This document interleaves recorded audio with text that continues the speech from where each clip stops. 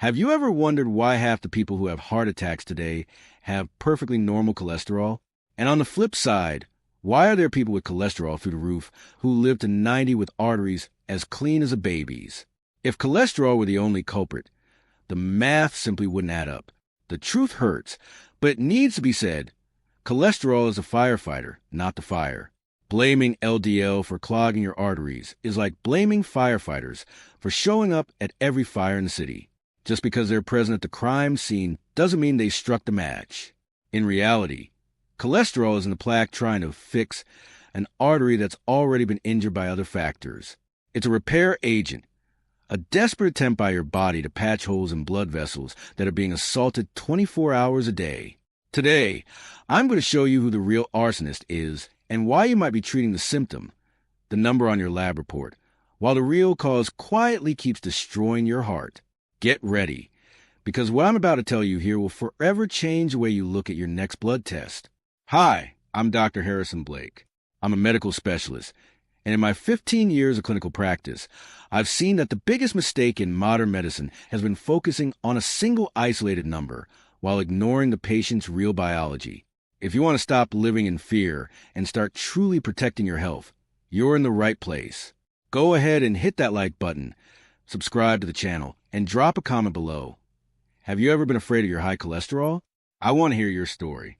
Imagine your artery is a busy highway. Throughout the day, that highway takes a beating. Excess pressure, toxins, and even stress create tiny cracks in the asphalt. Your body, in its infinite wisdom, can't let that highway break open because that would cause a fatal internal leak. So it calls in the maintenance crew. And who's the main construction and repair material in your body? Cholesterol.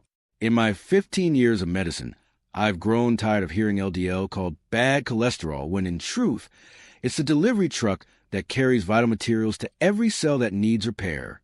LDL doesn't just transport fat. It also carries essential antioxidants like vitamin E and beta-carotene that protect your cell membranes from aging and oxidation. When an artery gets injured, the body sends LDL to the site like patching compound to fill the hole. The problem is, if the assault on the artery wall never stops, the body keeps sending more and more patching material. Over time, that excess construction buildup on a road that's constantly being damaged is what forms the atherosclerotic plaque. But notice, cholesterol didn't just appear out of nowhere to kill you. It was summoned for emergency service. If you have high cholesterol, very often your liver is simply responding to a distress call from your cells. Maybe your body is inflamed. Maybe your cell membranes are stiff and need renewal, or maybe you're going through such intense stress that your body needs extra cholesterol to make cortisol and keep you standing. The mistake of the conventional approach is trying to kill the truck driver, lower LDL with drugs, without first asking why the highway is full of potholes. If you aggressively lower cholesterol while the source of the damage is still there, you remove the repair material and leave your artery weakened. Cholesterol is so important that your own brain makes its own to keep your memory sharp.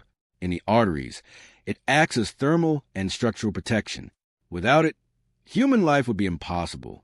So we need to stop demonizing the molecule and start investigating what's actually injuring the inner lining of your arteries, the endothelium. High cholesterol is a sign that the maintenance crew is working overtime. Instead of firing the workers, a smart doctor should figure out who's the vandal destroying the road at night. Once we understand that LDL is a repair and transport agent, the fear disappears and curiosity takes its place. The question stops being, how do I lower this number?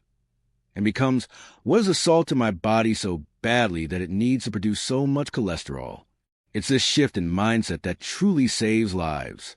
In my 15 years of medical practice, I've lost count of how many times I've seen patients terrified by an LDL of 130 while completely ignoring the fact that their body was on fire. To understand heart attacks or strokes, you have to stop staring at the fat and start looking at the endothelium.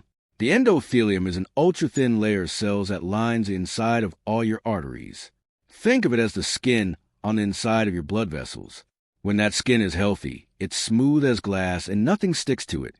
Not cholesterol, not platelets. Blood flows freely. The trouble starts when that skin gets injured. And what injures the endothelium? Chronic low-grade inflammation. Imagine running fine sandpaper along the inside of your arteries every single day for years. That sandpaper is made up of several factors: smoking, chronic stress that spikes cortisol, lack of sleep, and, most importantly, the excessive consumption of processed vegetable oils like soybean, corn, and sunflower oil, which are loaded with pro-inflammatory omega-6. When the endothelium gets damaged by these agents, it becomes sticky and full of cracks. It's only at that moment, and only then, that LDL cholesterol enters the artery wall to try to perform the repair we talked about earlier. If there were no inflammation, cholesterol would circulate through your body, deliver nutrients to cells, and return to the liver without causing any trouble. Cholesterol only becomes a problem when it encounters an inflamed environment. That's why I always tell my patients, the most important test in your checkup isn't total cholesterol, it's high-sensitivity C-reactive protein, hsCRP. CRP is your body's thermometer. If your cholesterol is high but your CRP is below 1.0, it means your firefighter is circulating a calm city with no fires. But if your CRP is high, your arteries are under attack, and any amount of cholesterol can become dangerous. Another silent villain behind inflammation is gut microbiome imbalance. When your gut becomes leaky, bacterial toxins spill into bloodstream and trigger a constant immune response that attacks the endothelium. Your body goes into maximum alert mode. In that scenario, the liver produces more cholesterol because the immune system needs it to make defense cells and neutralize toxins. See the logic? Elevated cholesterol is a consequence of inflammation, not the primary cause. Treating cholesterol with statins without lowering inflammation is like putting a Band-Aid on a wound that's still being sanded. You lower the number on paper, but the assault on the vessel continues. That's why so many people still have heart attacks, even when their cholesterol is within target. They reduced the firefighters, but left the arsonist running loose. To truly protect your heart, we need to adopt an anti-inflammatory strategy. Prioritize olive oil, omega-3s, proper rest, and stress management. So the next time you see a cholesterol result that scares you, ask your doctor, how's my inflammation? If your arteries aren't being assaulted, cholesterol is just an innocent passenger. But if the fire is raging out of control, even the best firefighters will struggle to save the building. The secret to longevity isn't having fat-free blood. It's having arteries without flames. If inflammation is a sandpaper damaging your arteries, excess blood sugar is a varnish that makes them rigid and brittle. In my 15 years of medicine, I've seen that the biggest strategic mistake is focusing on saturated fat while ignoring the pudding, white bread, and excess fruit juice. There's a chemical process in your body called glycation. To keep it simple, imagine you're making caramel in the kitchen. You heat sugar and it sticks to everything, turning hard and dark. Inside your body, something very similar happens when your glucose stays chronically high. Sugar sticks to proteins and fats, including cholesterol particles. This internal caramelization creates dangerous substances called AGEs, advanced glycation end products. When your LDL or firefighter gets hit by this sugar, it becomes deformed. It gets caramelized. The big problem is that once LDL is glycated, your liver can no longer recognize it. Remember those antennas we talked about in previous videos that pick up cholesterol from the blood? They don't fit on sugar-coated LDL anymore. The result?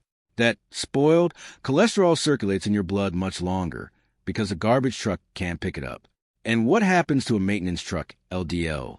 That's stuck on the street, unable to return to base, and covered in sugar on top of that. It starts getting attacked by free radicals and oxidizes. That's where sugar becomes a perfect crime partner for a heart attack.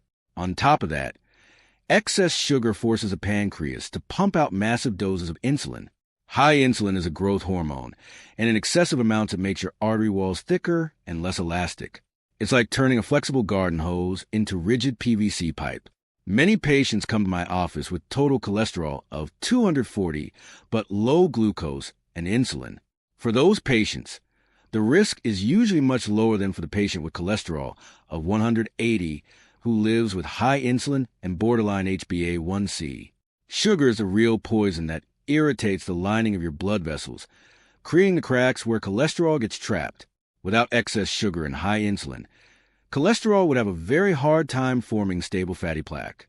I always say, if you want to protect your heart, look at your refined carbohydrate consumption before looking at the fat in meat. Sugar promotes triglyceride formation, which in turn turns your LDL into small, dense particles, the ones that easily slip under the skin of the artery. High cholesterol in a low-sugar environment is one thing. High cholesterol in a high-sugar environment is a ticking time bomb. To put out the fire in your arteries, the first step is to shut off the fuel supply. When you control your blood sugar, you stop caramelizing your vessels and allow your cholesterol to resume its noble repair function without turning into toxic residue along the way. Imagine your LDL, that delivery truck carrying cholesterol, is made of shiny metal. While it's new and polished, it glides through your arteries without sticking anywhere, delivers its cargo, and returns to the liver. But when your lifestyle is out of balance, that truck starts getting attacked by free radicals. It loses electrons, changes color, and gets rough. In medicine, we call this oxidized LDL. To make it clearer, it's like your cholesterol is rusting inside your blood. Normal cholesterol isn't the problem. Oxidized cholesterol is. Why is this so serious? Because your immune system, the body's defense army, doesn't recognize rusted cholesterol as natural. When a white blood cell, a macrophage, encounters an oxidized LDL particle, it thinks, "This is an invader. I need to eat it to protect the body." The macrophage swallows the rusted cholesterol, but can't digest it. It turns into what's called a foam cell. Those dead cells, full of rancid fat, are what actually form the foundation of the atherosclerotic plaque that clogs arteries. In my 15 years of clinical practice, I've seen that the total number on your lab report doesn't tell you whether your cholesterol is rusted or not. You can have an LDL at 190, but if it's made up of large, fluffy particles protected by antioxidants, your risk is low. On the other hand, an LDL of 90 made of small, dense, oxidized particles makes you a strong candidate for a heart attack.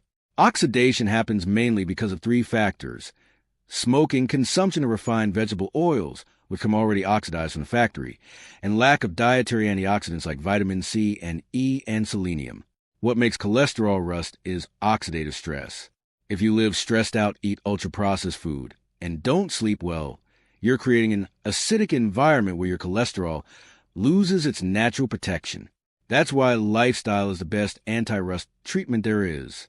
When you eat colorful vegetables, use high-quality olive oil, and exercise, you're supplying your body with the electrons needed to keep your LDL shiny and functional. Don't be fooled by the raw LDL number alone. Oxidized cholesterol is what really punches through the artery wall and starts the clogging process. An up-to-date doctor will look at your lifestyle and other markers of oxidation, not just total fat. The secret to vascular health isn't having fat-free blood. It's making sure the fat you do have is protected from rusting. If your cholesterol is clean, it's an ally. If it's oxidized, it becomes a trigger for disaster. If you want to know whether your cholesterol is a real risk or just an innocent bystander, you need to ask your doctor for tests that evaluate the quality of your metabolism. The first one, and my favorite for its simplicity, is the triglyceride/HDL ratio. Take your triglyceride value and divide it by your HDL. If the result is under 2, congratulations. Your LDL particles tend to be large, fluffy, and safe. If it's over 4, watch out. Your body is likely producing that small, dense, dangerous LDL that slips into the artery wall easily. High triglycerides are a sign your liver is under sugar stress. The second essential test is homocysteine. Think of homocysteine as an acid circulating in your blood. If it's high, above 10 or 12, it causes microcracks in the endothelium, acting like the sandpaper I mentioned. It's what opens the door for cholesterol to enter the vessel wall. Often the problem isn't high cholesterol. It's high homocysteine attacking the arteries 24/7 due to lack of B vitamins. Another heavyweight marker is ferritin. While many think it's just for checking anemia, high ferritin is one of the biggest signs of inflammation and oxidative stress in the liver. Excess iron rusts your cholesterol. If your ferritin is sky high, your LDL will oxidize much faster, no matter what the number is. And of course, never ignore HbA1c. It shows whether your blood has been caramelized over the last 3 months. If it's high, your cholesterol is suffering glycation and losing function. Finally, If you want the gold standard, ask for a coronary artery calcium score. This isn't a blood test. It's a simple CT scan that looks directly at your arteries. It doesn't tell you the chance of problem. It shows whether you already have calcified plaque inside.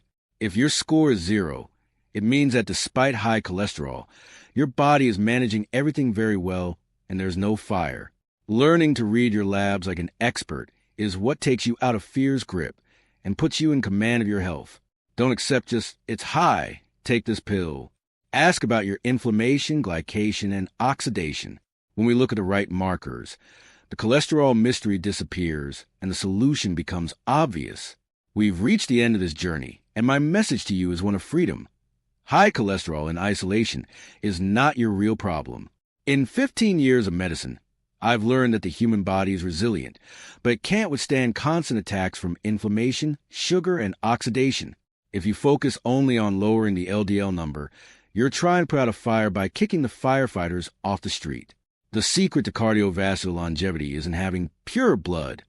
It's having calm, flexible arteries and a metabolism that knows how to process energy without creating toxic waste. Starting today, your focus should be putting out the fire. Choose real food.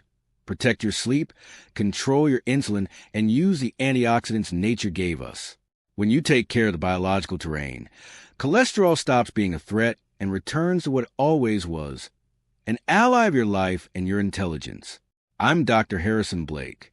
If this video gave you the clarity you were missing to live without fear, share it with the people you love. Drop a like, subscribe, and comment. I put out the fire. See you at the next level of health. Until the next video.